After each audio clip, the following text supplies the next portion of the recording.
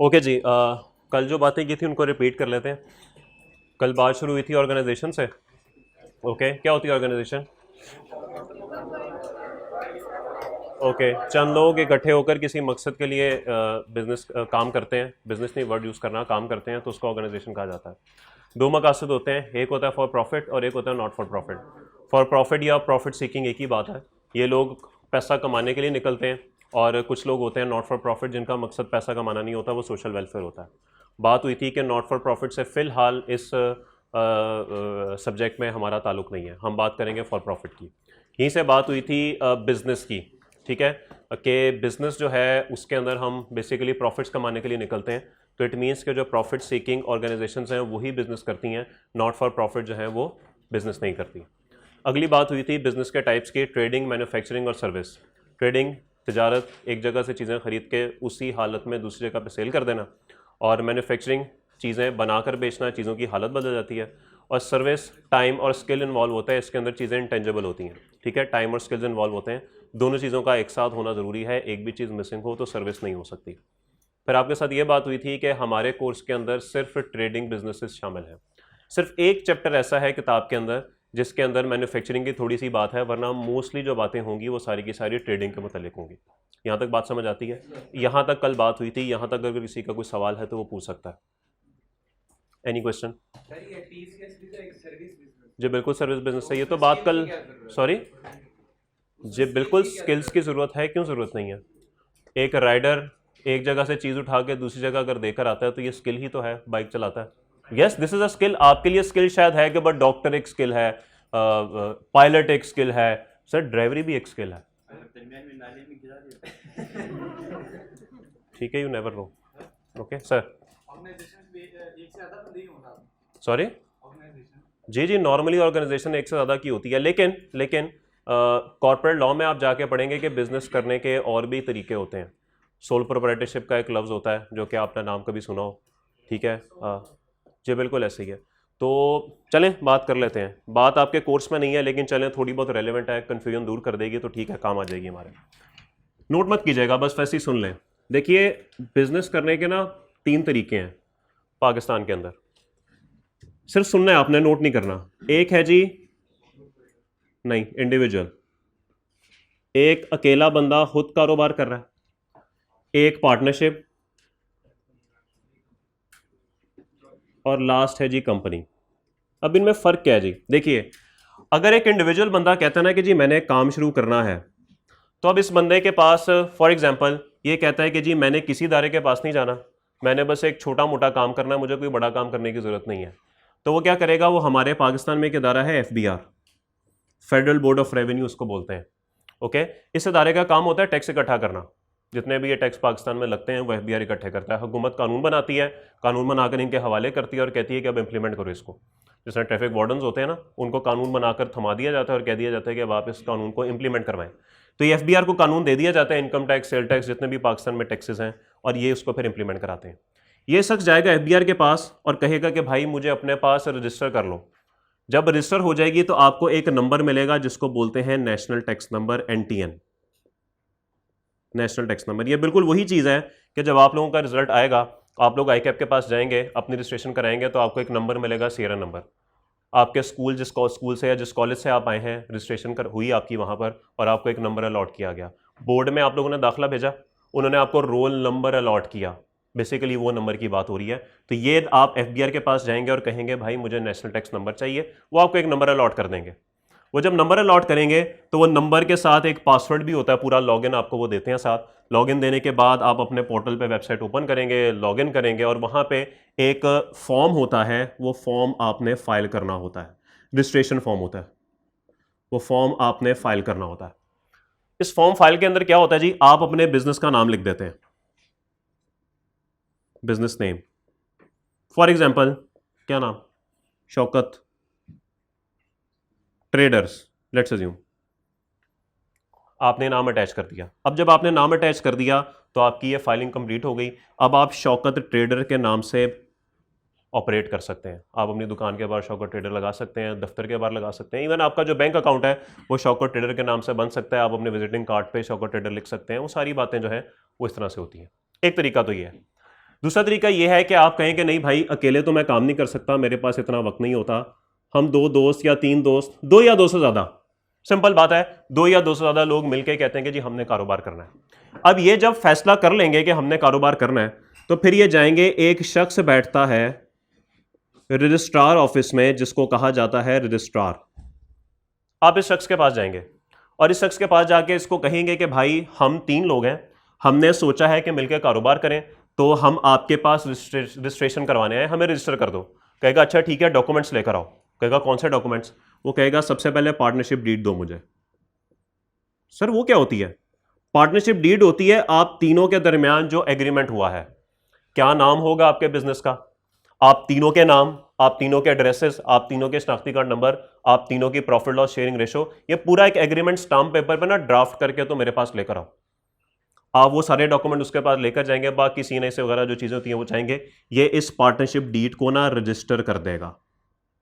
और एक डॉक्यूमेंट होता है जिसको बोलते हैं फॉर्म सी, वो फॉर्म सी आपको निकाल के देगा, और फॉर्म सी इस बात का सबूत होगा कि आपकी पार्टनरशिप रजिस्टर हो चुकी है।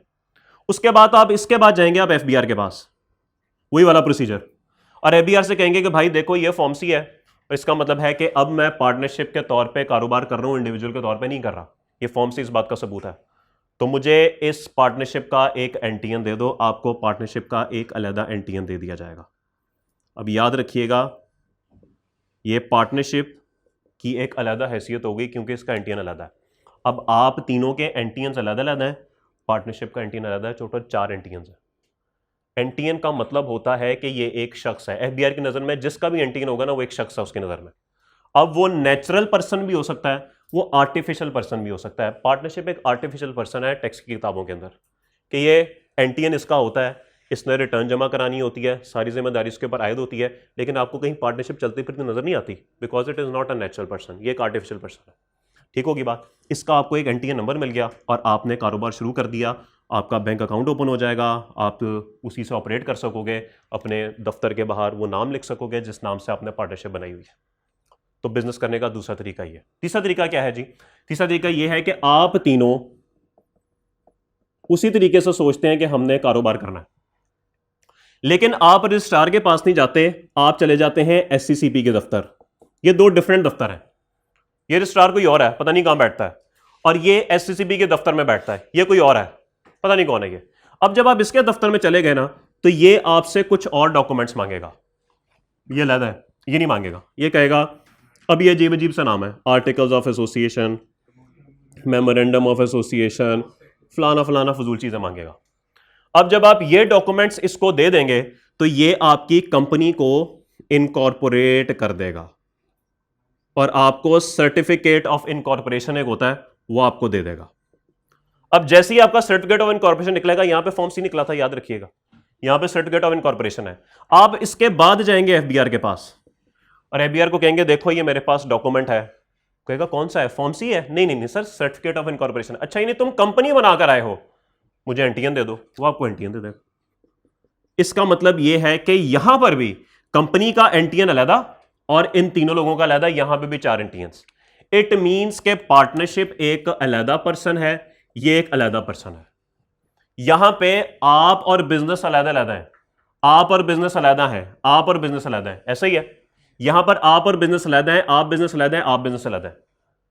ओके, यानी कि बिजनेस का बैंक अकाउंट अलग, आपका अलग। यहां पे भी बिजनेस का बैंक अकाउंट अलग, आपका अलग, लेकिन यहां पर आप ही हैं सिर्फ। ये असल में अकाउंट आपका ही है, बस आपने एक छोटा सा काम किया हुआ है कि एफबीआर में जाके अपना बिजनेस अटैच किया हुआ है वो आप ही असल में। यहां पर जो बैंक अकाउंट है वो आप नहीं है, वो ये पार्टनरशिप है। पहले पार्टनरशिप को पकड़ा जाएगा, हाँ भी किधर है पार्टनरशिप का दफ्तर, कौन बैठते इधर, कौन इसके मामलात वगैरह देखता है, हाँ भी टैक्स क्यों नहीं दिया तुमने, ये चीज क्यों नहीं पूरी की, ये चीज क्यों नहीं पूरी की। जब कोई बंदा नहीं मिलेगा, जब कुछ नहीं हो रहा होगा, एंड पे पूछेंगे हाँ भाई किधर है तुम्हारे मालकान। तो इसका मतलब है कि पहले पार्टनरशिप को काबू किया जाएगा, बाद में देखा जाएगा कि हाँ भाई कौन है ये, इसके मालिकान कौन है। सेम यही कहानी यहां पर होगी। ऑफशोर कंपनीज का नाम सुना है कभी टीवी पे? वो क्या चीज है? वो ऑफशोर कंपनीज हैं। कंपनी को पकड़ा गया, भाई ये कंपनियां पकड़ी गई। अब सेकंड स्टेप पे देखा जाएगा कि इन कंपनी के मालिकान कौन है, वो एक सेकंड स्टेप है। तो पहली जिम्मेदारी इनके ऊपर आएगी, फिर इनके ऊपर आएगी। पहली जिम्मेदारी इसके ऊपर आएगी, फिर इनके ऊपर आएगी, लेकिन यहां पर डायरेक्टली इसके ऊपर आ जाएगी। तो ये बिजनेस करने के कोई 3 के करीब तरीके हैं जो कि चलते हैं। अब सवाल क्या हुआ था? हाँ, ऑर्गेनाइजेशन में एक लोग होते हैं, एक ज्यादा होते हैं। ओके, कंपनी के अंदर एक बात एक्स्ट्रा कर दूं कि कंपनी के अंदर आपके पास ऑप्शन है कि आप अकेले भी हो तो आप कंपनी बना सकते हैं। ठीक होगी बात? नॉर्मली जो कंपनी बनती है वो बनती है प्राइवेट लिमिटेड। आपने अक्सर सुना होगा Pepsi Cola international private limited, Coca Cola private limited, Honda Atlas cars private limited. इसका मतलब होता है इसमें 2 या 2 से ज्यादा लोग हैं। जब अकेला बंदा कंपनी में होता है ना तो उसके साथ वर्ड अटैच किया जाता है एसएमसी प्राइवेट कंपनी, और SMC stands for single member company private limited. ठीक होगी बात? कई बात समझ आ गई?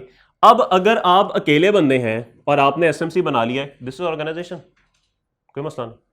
अगर आपने ये काम कर लिया, दिस इज ऑल्सो ऑर्गेनाइजेशन। बस ये सोल प्रोप्राइटरशिप है, ये पार्टनरशिप है, ये कंपनी है, ये सिंगल मेंबर कंपनी है। ऑर्गेनाइजेशन तो फिर भी हम उसको बोल ही लेंगे।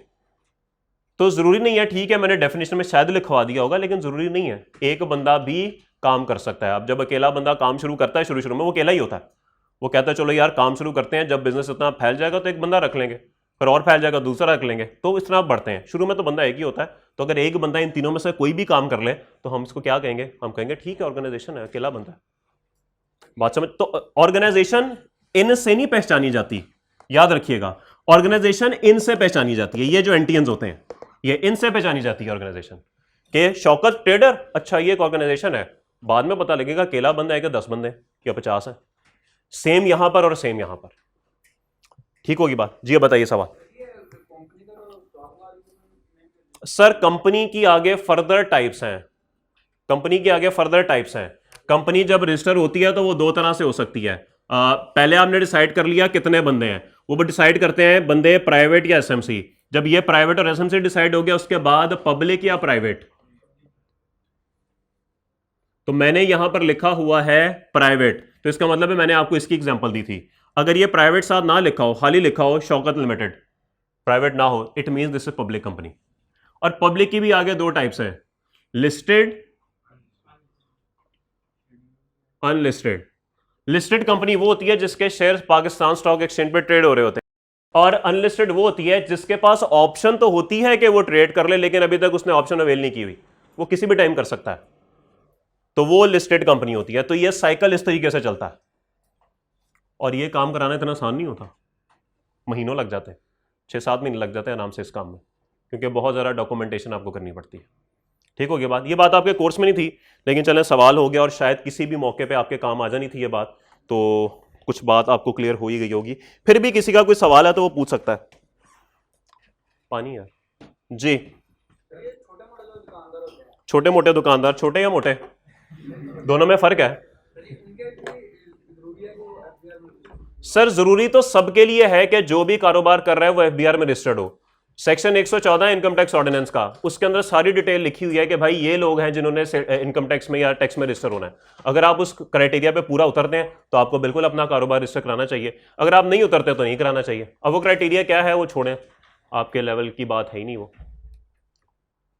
सब अच्छा है, चलें अब आगे। ओके चलें जी, बात को आगे बढ़ाते हैं। आज से हमारा जो टॉपिक शुरू होगा दैट इज अकाउंटिंग हेड्स।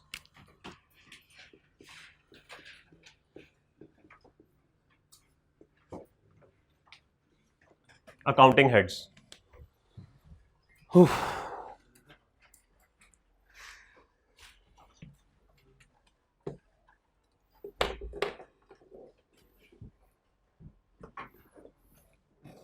जज़ाकल्लाह दोस्त।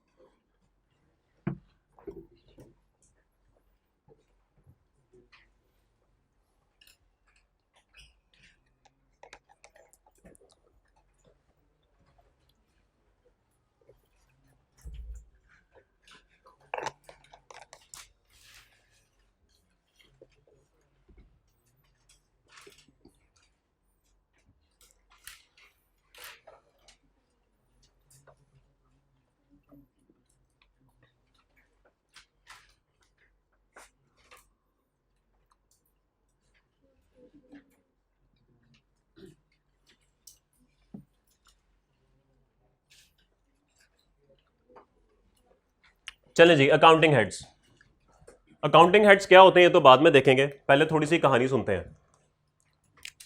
सुनिएगा बस, बाकी बातें बाद में। और बात ये ज़हन में रखिएगा कि हम जो भी बात करेंगे उससे ट्रेडिंग ही करेंगे। ओके, सबसे पहले जी आईफोन का कारोबार करें। ओके, लेट्स अज्यूम आपने सोचा आईफोन की एक शॉप ओपन करते हैं, इसकी मिसाल बनाते हैं। अब जब आईफोन की शॉप आपने सोचा तो अगला काम क्या करेंगे? सबसे पहला काम क्या होगा जी? नहीं, उससे भी पहले कुछ होगा। ये कहीं आवाज आ रही है हल्की हल्की। पैसे होने चाहिए, सारी बात है। पहली बात तो यही होगी ना, पहली टेंशन है ही दुकान खोली है, पैसे किधर से आएंगे? तो इसका मतलब है कि सबसे पहले आपके पास पैसे होने चाहिए।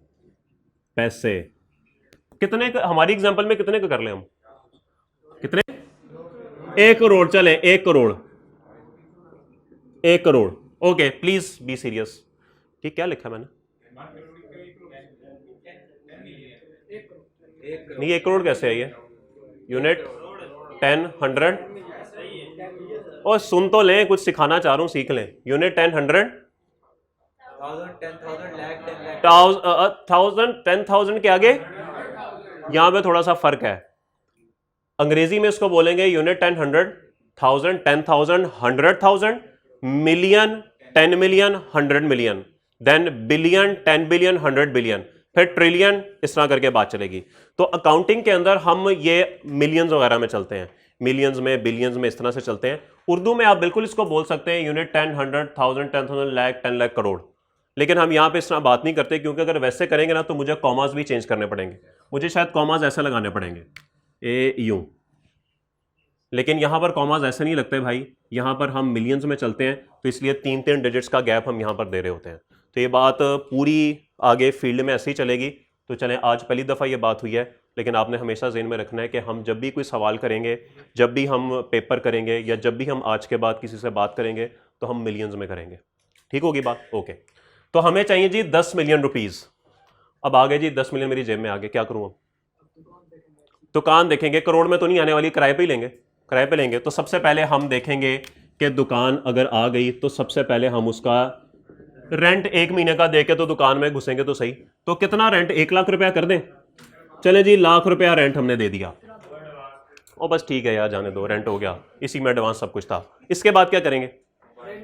इसके बाद अब हम मोबाइल्स खरीदेंगे। चले, रेनोवेट उन्होंने कह दिया, ये भी लिख देते हैं, रैक्स वगैरह बनवाएंगे। रिपेयर एंड मेंटेनेंस कह दूं इसको? Repair and maintenance. ले भाई, तेरे कहने पे 2 लाख लगा दिया। ओके, उसके बाद मोबाइल खरीदेंगे, यानी कि हमें मोबाइल्स चाहिए, आईफोन्स। कौन से आईफोन रखेंगे? IPhone 4, iPhone 5? अच्छा, 14 प्रो मैक्स, अमीर लोगों की निशानी 14 प्रो मैक्स। नहीं, हम सिर्फ 5 खरीदेंगे। ओके, हम सिर्फ 5 आईफोन 14 प्रो मैक्स खरीदेंगे। ओके, कितने के आ जाएंगे? चले 50 लाख के आ जाएंगे। कितने आ जाएंगे 50 लाख में? कितने का आईफोन 14 प्रो मैक्स? 20 लाख का है, 20 आ जाएंगे। अच्छा चलें, जितने का भी है, हमें क्या लगे, 50 लाख के हमारे आईफोन आ जाएंगे। उसके बाद नहीं, हम नहीं करेंगे, हमारे पास पैसे नहीं है। और इसके अलावा सॉरी, हाँ नहीं नहीं प्लीज यार बी सीरियस, बताएं और क्या एक्सपेंस होगा इसके अलावा? एडवर्टाइजमेंट। चलें ठीक है, मार्केटिंग, एडवर्टाइजमेंट। देखिए, आपको मैं कुछ बताना चाह रहा हूं, इसलिए प्लीज स्टिक टू इट, इधर उधर मत निकलें। Marketing, advertisement. चलें, इसके लिए कह दिया कि 4 लाख। और इसके अलावा हाँ जी, एक छोटा शौकत रखेंगे। छोटा शौकत, आप तो बड़े शौकत है ना, एक हम छोटा शौकत रखेंगे जो कि हमारी मदद करेगा शॉप को चलाने में। दुकान की सफाई कर दी, कोई कस्टमर आया उसको बोतल लाके पिला दी, ठीक है, कोई मोबाइल पकड़ाना हुआ, शौकत, छोटे शौकत पकड़ा दे, तो इसका मतलब है कि उसको सैलरी देंगे मिसाल के तौर पे 50,000 रुपया पर मंथ। और इसके अलावा please please be serious, I told you please be serious जी। ठीक है, legal and professional charges, legal and professional. चले, मैं इतना मुश्किल वर्ड नहीं लिखता, मैं इसको रजिस्ट्रेशन ही लिख देता हूं। 25,000 मिसाल के तौर पे। ठीक है, मेरे ख्याल में कोई 5-6 चीजें हो गई हैं, एक चीज और कर लेते हैं, और बिजली वगैरह का बिल भी तो आएगा, बिजली का बिल, तो इलेक्ट्रिसिटी कितना बिल आता, कितना आता बिल? नहीं, घर का बिल का नहीं पता। 11,000, 25, 30,000, 20,000, 30,000 से ऊपर, 30,000 से ऊपर कोई, 32,000 एक, 32,000 से ऊपर कोई, 45,000, 45 से ऊपर 94,000, चलें जी 75,000 मिसाल के तौर पे ले जी। अब मैंने आपके सामने एक बुनियाद रखी थी एक बिजनेस की, ओके, बिजनेस प्रॉफिट सीकिंग है। मैं भी ये बात बोल रहा हूं लेकिन ऑब्वियसली आगे जाके हम नहीं बोला करेंगे। ट्रेडिंग बिजनेस था, बुनियाद रखी एक बिजनेस की और प्रॉफिट सीकिंग। ये पैसे मैंने बिजनेस में डाले और उससे मैंने ये खर्चे करने शुरू कर दिए। कुछ पैसे खर्च हो गए, अभी भी मेरे ख्याल में कैलकुलेटर्स है ना आप सबके पास, कैलकुलेटर्स आप सबके पास हर वक्त होने चाहिए। तो मुझे बताइए कि अगर मैं इसमें से ये सारे खर्चे कर दूं तो मेरे पास कितने पैसे बचेंगे? 41,50,000। तो इसका मतलब है मेरे पास जो बैलेंस बचेगा वो बचेगा 41,50,000, 41,50,000, 4.15 मिलियन। ओके, अब ये जो कुछ हो रहा है ये सब क्या हो रहा है? क्या ये ट्रांजैक्शंस हो रही हैं? ट्रांजैक्शंस हो रही है ना ट्रांजैक्शन। रेंट पे किया, ट्रांजैक्शन हो गई। 2 लाख पे किया, ट्रांजैक्शन हो गई। मोबाइल खरीदे, ट्रांजैक्शन हो गई। मार्केटिंग की एडवर्टीजमेंट किया, ट्रांजैक्शन हो गई। तो ये सब ट्रांजैक्शंस हो रही हैं। अच्छा, अब एक बात याद रखिएगा कि फाइनेंशियल ट्रांजैक्शन की एक टाइप है। ट्रांजैक्शन वो भी होती है कि जब आप लोग सड़क पे जा रहे होते हैं और 2 गाड़ियां आपस में टकरा जाती हैं, उसके बाद भी एक ट्रांजैक्शन होती है शीशा उतार के। वो ट्रांजैक्शन क्या होती है उसका जिक्र करने की जरूरत नहीं है, लेकिन उसके अंदर फाइनेंशियल इन्वॉल्वमेंट नहीं होती क्योंकि पैसों का लेन देन नहीं होता। ट्रांजैक्शन वो भी हो गई। किसी ने आपको अगर गलत तरीके से कट मारा तो सिग्नल पे जब वो रुका तो वहां पे शीशा उतार के जो आप उसके साथ करेंगे वो भी ट्रांजैक्शन है, लेकिन हम उसका भी जिक्र नहीं करेंगे क्योंकि उसमें पैसों की इन्वॉल्वमेंट नहीं है। तो हम सिर्फ बात करेंगे उसकी जिसमें पैसों की इन्वॉल्वमेंट है, ओके, जो फाइनेंशियल ट्रांजैक्शन है। तो याद रखिएगा हमारी अकाउंटिंग में हमेशा फाइनेंशियल ट्रांजैक्शन का ही जिक्र होगा, जो इर्द गिर्द नॉन फाइनेंशियल होती है ना, जिसका जिक्र मैंने आपसे किया, इसका जिक्र नहीं होगा। ओके, तो ये सारी फाइनेंशियल ट्रांजैक्शंस हैं क्योंकि इन सब में पैसों का लेन देन इन्वॉल्व है। मानते हैं इस बात को? ओके, अब भाई अगली बात बड़ी ध्यान से सुननी है आपने। अकाउंटिंग जो है ना वो कुछ असूलों पे चलती है। वो कहती है ये नहीं है कि आपका जो दिल किया आपने उठा के लिख दिया, जो दिल किया आपने लिख दिया। ऐसे नहीं होता भाई। ये छोटा शौकत, ये क्या होता है? ये क्या होता है छोटा शौकत? ऐसे नहीं होता। आपको इन तमाम चीजों को कहीं ना कहीं क्लासिफाई करना पड़ेगा। इस क्लासिफिकेशन के बगैर वो कहता है अकाउंटिंग वालों का कोई गुजारा नहीं। ठीक होगी बात? वो जो क्लासिफिकेशन है वो अकाउंटिंग हेड्स में होती है। ठीक होगी बात? तो अब जितने भी हमें ट्रांजैक्शंस नजर आएंगे बिजनेस की, वो 100 हो, 1000 हो, 2000 हो, 5 लाख हो, 10 लाख हो, कहीं ना कहीं वो क्लासिफाई इन्हीं में जाकर होंगी। यहां तक बात क्लियर है? यहां तक बात क्लियर है? ओके, अब सवाल यह है कि ये अकाउंटिंग हेड्स क्या भला है? यहां तक तो हम पहुंच गए। सर अकाउंटिंग हेड्स जो है ना वो टोटल 5 तरह के होते हैं। वो 5 तरह के होते हैं। कौन कौन से? और ठहर तो जाए शहजादे, रुके तो सही।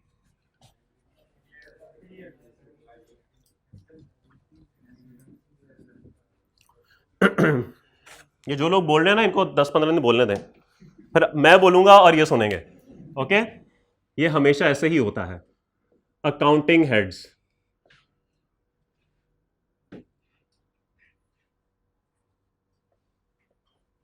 ये 5 लफ्ज ना शायद सबके लिए नए हो क्योंकि मैं सबको बराबर समझ रहा हूं यहां पे। एसेट, लायबिलिटीज,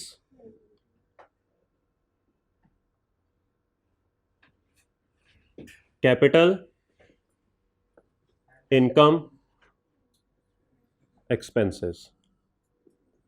ये 5 अकाउंटिंग हेड्स हैं जो कि आज आपने पहली दफा पढ़े। ये 5 अकाउंटिंग हेड्स हैं जिसमें हमें इन तमाम ट्रांजैक्शंस को क्लासिफाई करना पड़ेगा। अब वो कैसे क्लासिफाई करना है वो तो तब करेंगे जब समझ आएगी कि ये 5 होते क्या हैं। पहले तो ये समझ लेना ये 5 है क्या चीज। जिस दिन इन 5 की समझ आ जाएगी उसके बाद हम इस काबिल होंगे कि हम वहां से चीजें उठा के रिस्पेक्टिव अकाउंटिंग हेड के नीचे लिखना शुरू कर देंगे। ठीक होगी बात? उसकी वजह क्या है? उसकी वजह यह है कि हम अकाउंटिंग क्यों पढ़ते हैं भाई? हम अकाउंटिंग इसलिए पढ़ते हैं कि हमारा मकसद होता है कि बिजनेस में जो कुछ हो रहा है ना उसको ज़रा एक प्रेजेंटेबल फॉर्म में बना कर ना तो किसी को दे दिया जाए। घर में मेहमान आता है, कोई गोश्त कच्चा निकाल के तो नहीं ना दे देते उसे, प्रॉपर उसे आप बनाते हैं, नए बर्तन निकालते हैं, प्रेजेंटेशन करते हैं और प्रेजेंटेशन करने के बाद मेहमानों के आगे रखते हैं। सेम अकाउंटिंग में भी हो रहा है। ये आपके सामने ना समझ लें कि एक रॉ फॉर्म में चीज़ पड़ी हुई है, आपने इसको प्रेजेंटेबल फॉर्म में मेहमानों के आगे रखना है। सवाल यह है कि यहां पे मेहमान कौन है? यहां पे मेहमान वो लोग हैं जो कि आपकी कंपनी में इन्वेस्टमेंट करना चाहते हैं।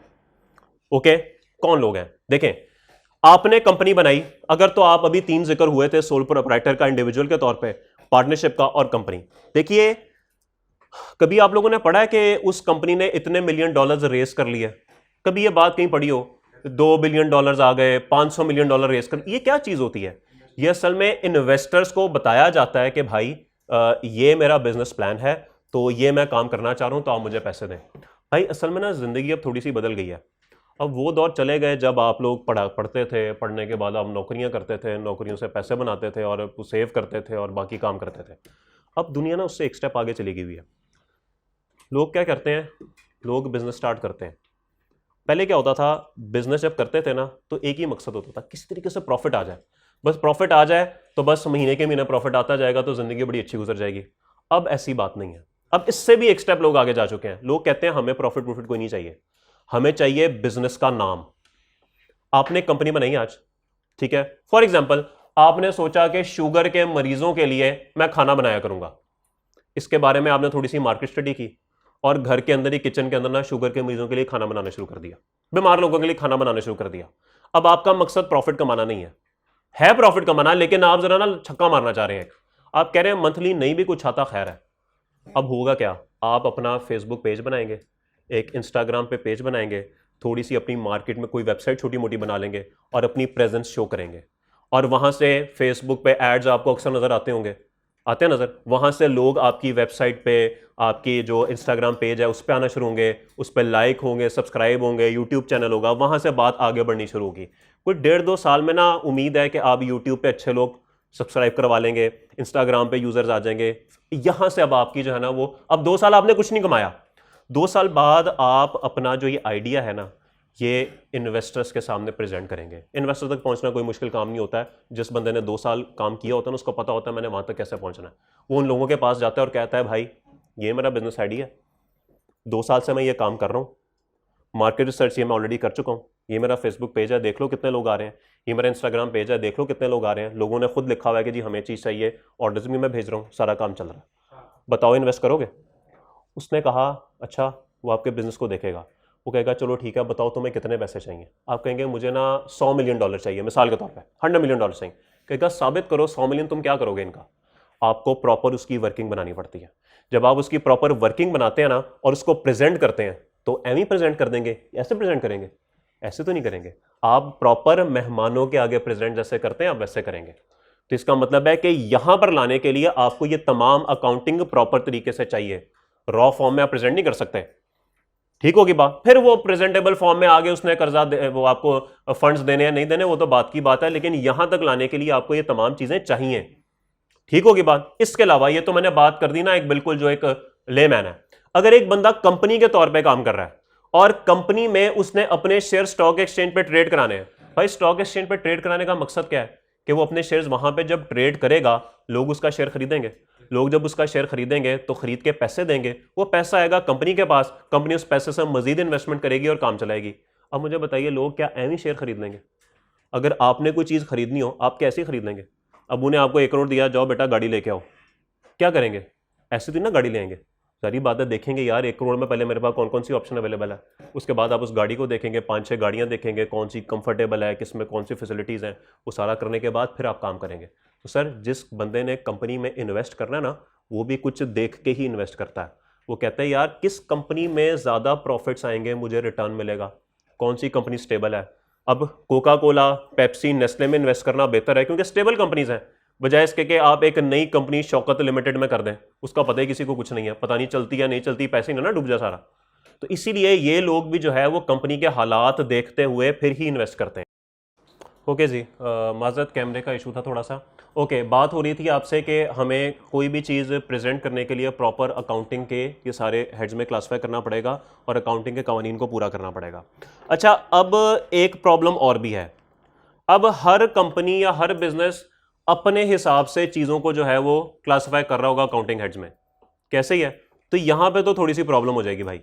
क्यों? क्योंकि एक बंदा, एक कंपनी, उसने किसी और तरीके से किया होगा, दूसरी कंपनी ने किसी और तरीके से किया होगा, तीसरी ने किसी और तरीके से किया होगा। तो जब उनको कंपेयर करने पे आएंगे तो पता लगेगा ये लाइक वर्सेस लाइक कंपैरिजन है ही नहीं। ओके, मिसाल के तौर पे आपका रिजल्ट आया 5th क्लास का, पता ये लगा कि आप माशाल्लाह पहली पोजीशन पे आ गए। ओके, 5 मिनट बाद आपकी फुप्पो का फोन आया। फुप्पो ने फोन करके पूछा, हाँ जी क्या बना? आपने कहा मैं फर्स्ट आया हूं। उन्होंने कहा माशाल्लाह मेरे बेटे ने तो टॉप किया है मैट्रिक में, पूरे बोर्ड में। तुमने टॉप किया है?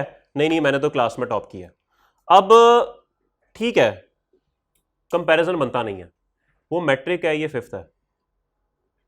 ओके, तो कंपैरिजन तब होगा जब दोनों एक ही क्लास में होंगे, एक ही चीजें फॉलो कर रहे होंगे, एक ही चीज पढ़ रहे होंगे, तब बात होगी। जब आप मैट्रिक में आएंगे तब देखा जाएगा। हाँ, उसकी 5वीं क्लास के रिजल्ट से आप अपना 5वीं का कंपेयर कर सकते हैं, उसके मैट्रिक से आप 5वीं का कंपेयर नहीं कर सकते। तो इसीलिए कंपैरिजन लाइक वर्सेस लाइक होना चाहिए। तो अगर एक कंपनी ने अपने असूल बनाए हुए, दूसरे ने अपने असूल बनाए हुए, तीसरे ने अपने असूल बनाए हुए, तो ये लाइक वर्सेस लाइक कंपैरिजन नहीं है, यहां पे प्रॉब्लम आ जाती है। और इन्वेस्टर जिसने आपकी कंपनी में इन्वेस्ट करना होता है, उसको सामने अगर 5-6 कंपनीज पड़ी हो और वो देख रहा हो कि एक ने ज्यादा प्रॉफिट कमाया, दूसरे ने कम कमाया, तीसरे ने उससे कम कमाया, वो तो कोशिश करेगा कि जी मैं सबसे ज्यादा प्रॉफिट वाले में इन्वेस्ट करूं, इसमें ज्यादा प्रॉफिट आ रहा है। लेकिन सर अगर वो असूल सबके डिफरेंट है ना, तो सर वो प्रॉफिट आपको सही पिक्चर शो ही नहीं करा रहा, वो प्रॉफिट आपको गलत पिक्चर शो करा रहा है, क्योंकि वो तीनों डिफरेंट असूल पे प्रॉफिट निकले हुए। बात समझ आती है? इसीलिए हमें अकाउंटिंग वालों ने कुछ असूल दे दिए हैं, जो कि असूल जिनकी बेस पे हम ये सारे काम कर रहे होते हैं। इन अकाउंटिंग असूल को ना हम बोलते हैं IAS या फिर IFRS। IS stands for international accounting standards,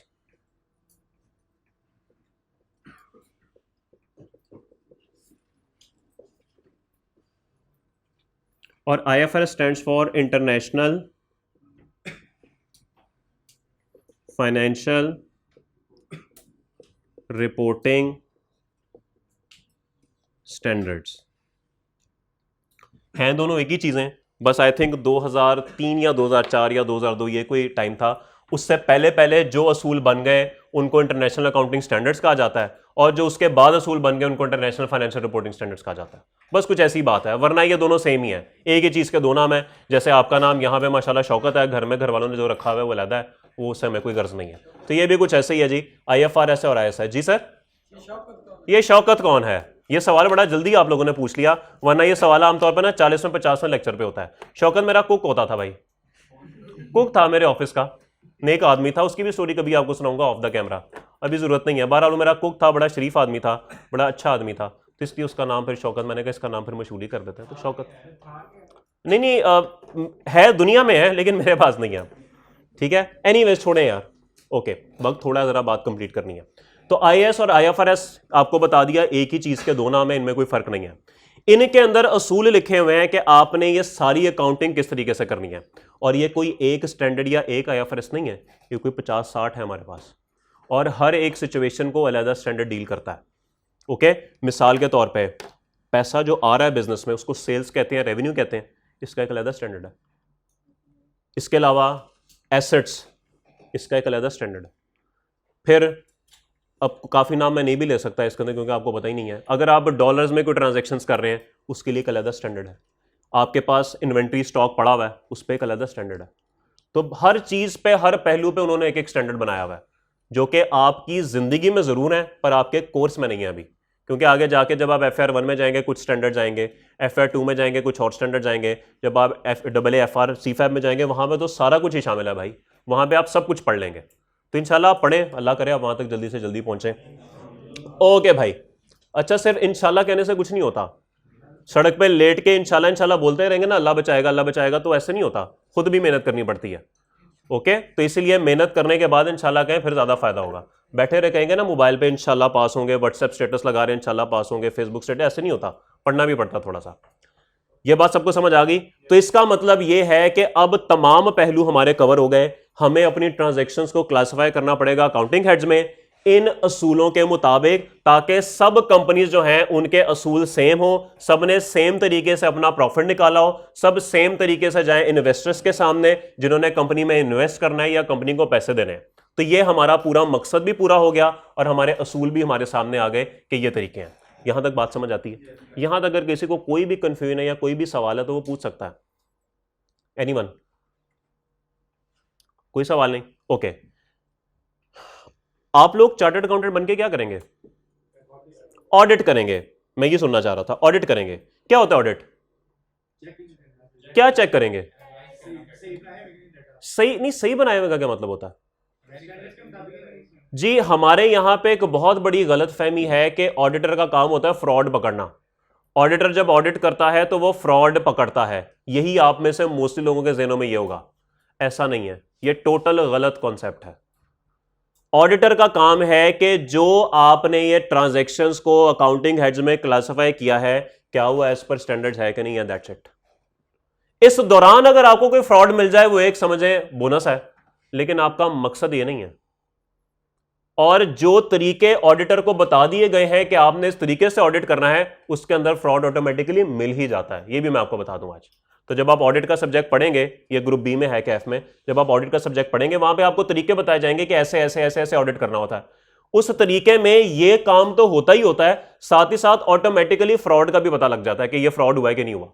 तो इसका मतलब है कि ऑडिटर फ्रॉड भी पकड़ ही लेता है, लेकिन उसका मेन काम ये नहीं होता। उसका मेन काम ये होता है कि ये जो अकाउंटिंग की सारी ट्रांजैक्शन है, क्या हुआ, इस पर स्टैंडर्ड्स हैं, क्या इसने अपनी फनकारी तो नहीं लगाई हुई बीच में? बात समझ आ गई? तो ये आपका मकसद होगा और ये आप काम करने लगे हैं और इस साइकिल के थ्रू आपने एंड तक पहुंचना है। कुछ बातें क्लियर हो रही हैं? कुछ पता लग रहा है अपना यहां पे आने का मकसद? ये बेसिकली इस तरीके से ये पूरा साइकिल चलता है। आपके सामने ना बस एक ट्रांजैक्शन आएगी, ये चीज, सर हमने रेंट पे कर दिया 1 लाख का, आप क्या करेंगे? आप ऑडिट कर रहे हैं, आप कहेंगे अच्छा अकाउंटिंग हेड में इसने इसको क्लासिफाई किया है, क्या ठीक क्लासिफाई किया? हाँ ठीक क्लासिफाई किया। स्टैंडर्ड क्या कहता है? स्टैंडर्ड के मुताबिक किया है? हाँ सर स्टैंडर्ड के मुताबिक किया। ओके जाने दो। तो ये काम आप कर रहे होंगे। ठीक होगी बात? ये बात क्लियर होगी? ओके ले जी, अब शुरुआत करते हैं अकाउंटिंग हेड्स की। सबसे पहले हम शुरू करेंगे एसेट से। तो हेडिंग बना लीजिए एसेट। सबसे पहले ऊपर अकाउंटिंग हेड्स लिखें, उसके नीचे ये 5 नाम लिखें और सबसे पहले एसेट हेडिंग बनाएं एसेट की।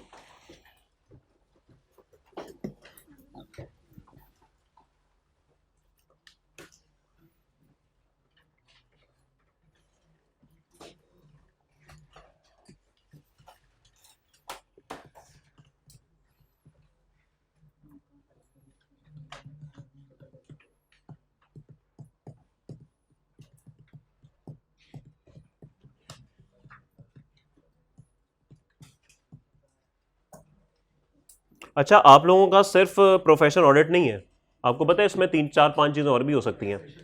एक अकाउंट्स की जॉब आप कर सकते हैं, एक फाइनेंस की जॉब आप कर सकते हैं, टैक्स की जॉब आप कर सकते हैं, एक्सटर्नल ऑडिट कर सकते हैं, इंटरनल ऑडिट कर सकते हैं और कॉर्पोरेट सर्विसेज आप कर सकते हैं। ये 6 बेसिकली फील्ड्स हैं जिसमें नॉर्मली एक चार्टर्ड अकाउंटेंट जा रहा होता है। जैसे डॉक्टर है ना, कोई कार्डियोलॉजिस्ट है, कोई पर्मोनोलॉजिस्ट है, कोई न्यूरोलॉजिस्ट है, वो डिफरेंट है, हर फील्ड का एक अलग अलग डॉक्टर होता है। बेसिक सबकी सेम होती है। तो आप लोगों की बेसिक सबकी सेम होगी, बस फील्ड आपकी कोई ना कोई बन जाएगी और वो आप डिसाइड नहीं करेंगे, वो आपकी पहली नौकरी डिसाइड करेगी। पहली नौकरी आपकी जो होगी ना, हाईली लाइकली आप उसी तरफ निकल जाएंगे। और पहली नौकरी आपको पता है इंसान खुद चूज नहीं करता, वो जो मिल जाए वो कर लेता है। तो ये आपके नसीब की बात है। एनीवेज इस पर ज़्यादा सोचने की जरूरत नहीं है। I just want you to be clear कि आपको पता हो कि आप जिधर बैठे हुए ना वो क्या चीज़ है, किधर लेके जाएंगे, आप क्या करेंगे। कम से कम कल को किसी को बताने जोगे तो ना कि भाई आपका ये करेगा, ये करके ये करेगा, ये करेगा, ये करेगा और फिर ये करेगा। ओके जी मेरे भाई। सर जाती सवाल तो नहीं है? बस ठीक है, फिर बताएं।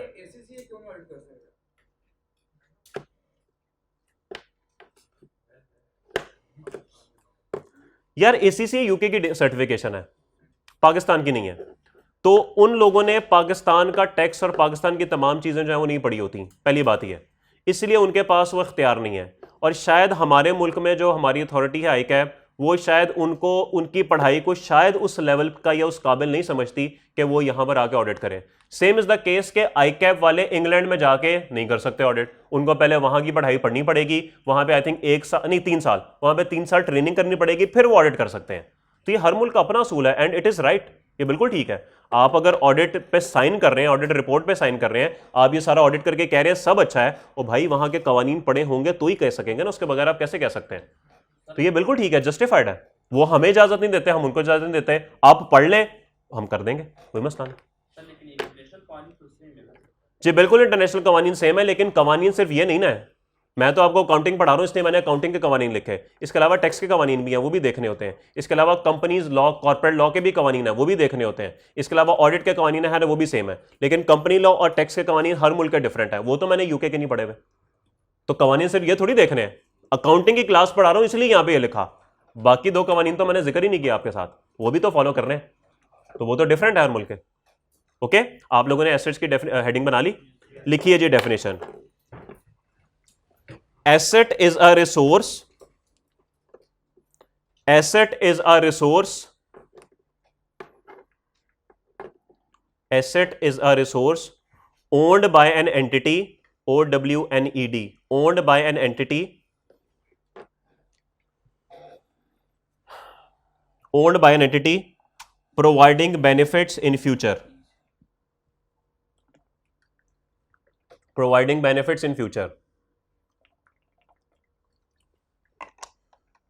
आज रूम टेम्परेचर ठीक है भाई? चलें, जबरदस्त।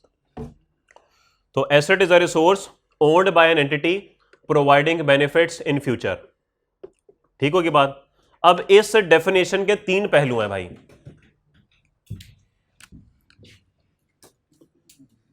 पहला पहलू ये है इज अ रिसोर्स, प्लीज खामोशी से सुनिएगा। Owned by an entity, entity कहते हैं ऑर्गेनाइजेशन को या कंपनी को, ओके। और तीसरा और आखिरी है प्रोवाइडिंग बेनिफिट्स इन फ्यूचर। जुमे को आपकी क्लास ना 1:15 बजे खत्म हो जाएगी, ओके। जुमे का टाइम होता है तो 45 मिनट की वो क्लास होगी, ठीक है। तो जुमे को हम 45 मिनट, और जुलाई के बाद अगस्त में गालिबन आपका टेस्ट टाइम कितने बजे है?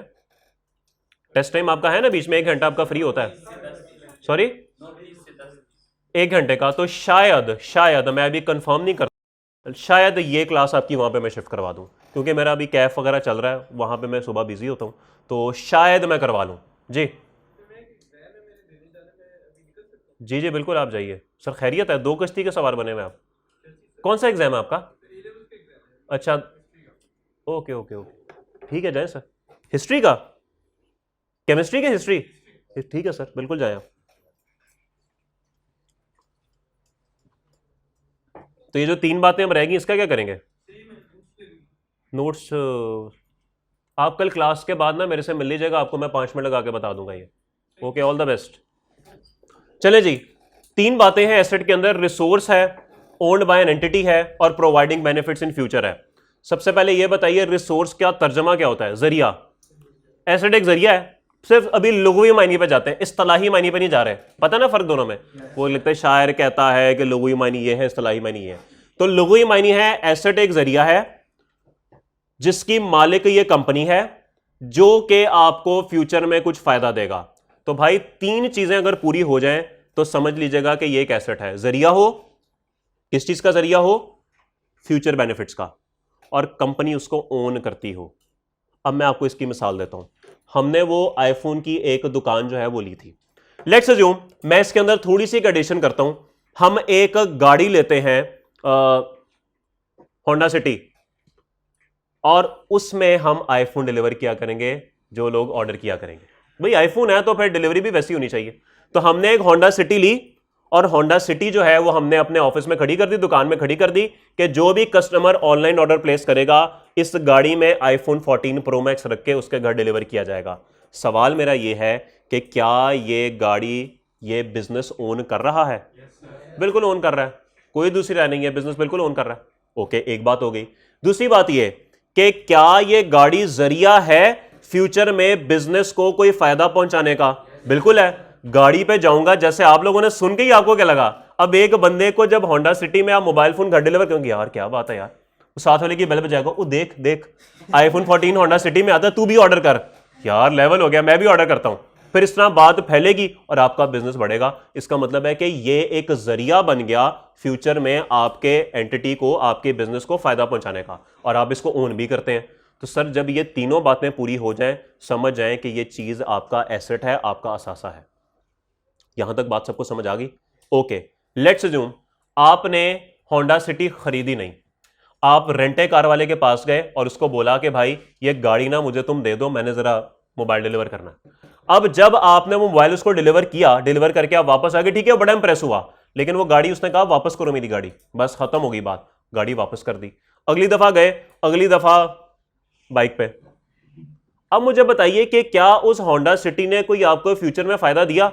बस थोड़ी देर के लिए बिल्कुल दिया फायदा, ऐसी बात नहीं है, लेकिन जब अगले ऑर्डर पे आप बाइक पे चले गए, वो सारा कीता किराए से कहते हैं ना पानी फिर गया, वो हो गया। तो इसका मतलब है कि ये एसेट, ये चीज सॉरी आप चूंकि ओन नहीं करते, आपका एसेट भी नहीं है।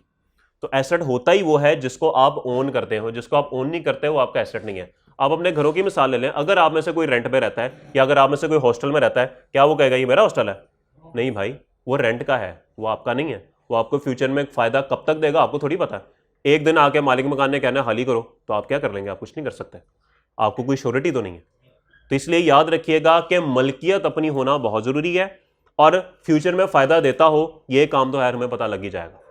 ये बात क्लियर हो गई?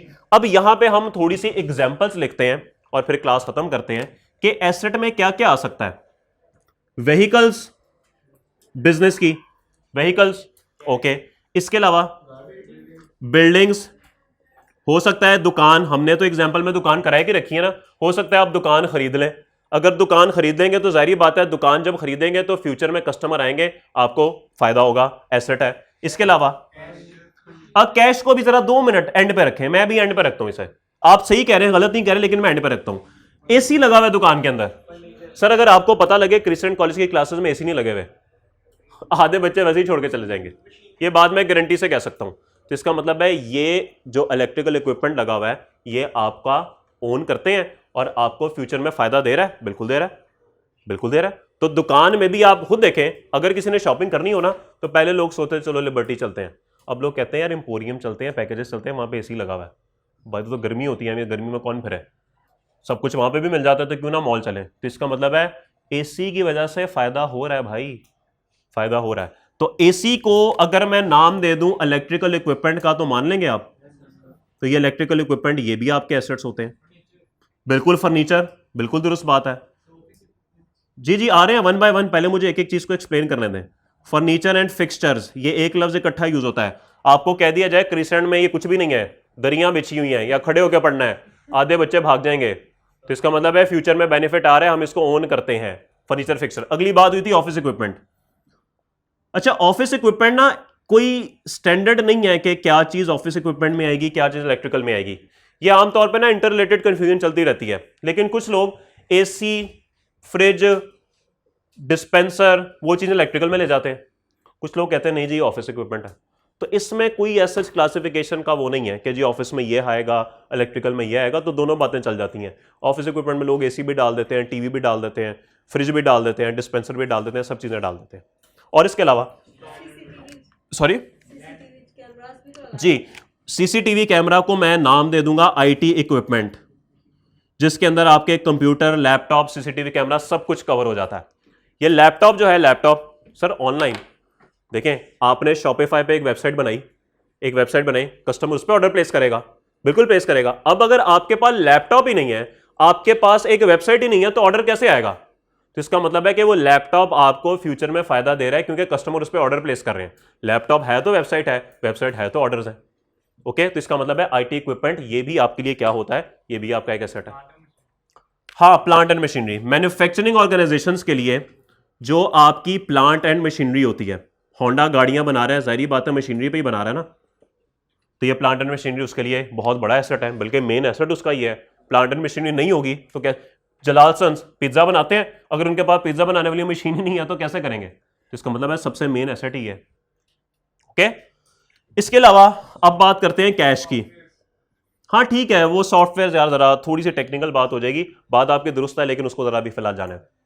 कैश, ये जो बच गया फ्यूचर में फायदा देगा? बिल्कुल फायदा देगा, इसी से तो फायदा है, इसी के लिए तो आप यहां पर बैठे हैं, ऐसे ही है, तो फायदा बिल्कुल देगा। कैश भी एक एसेट है। ओके, बात समझ आ गई? इसके अलावा एक बात मैं अभी यहां पे लिख जरूर रहा हूं, इन्वेंटरी या फिर स्टॉक इन ट्रेड, लेकिन इसके बारे में मैं डिस्कशन कल करूंगा, अभी नहीं करूंगा। तो ये इन्वेंटरी क्या होती है, स्टॉक इन ट्रेड क्या होता है, ये भी आपका एक एसेट है। ठीक होगी बात? एसेट की डेफिनेशन और एसेट की एग्जांपल्स में इन्वेंटरी के अलावा कोई मसला? सब अच्छा है यहां तक? कल मुलाकात होती है। अल्लाह हाफिज़। ईद की छुट्टियां अनाउंस होगी।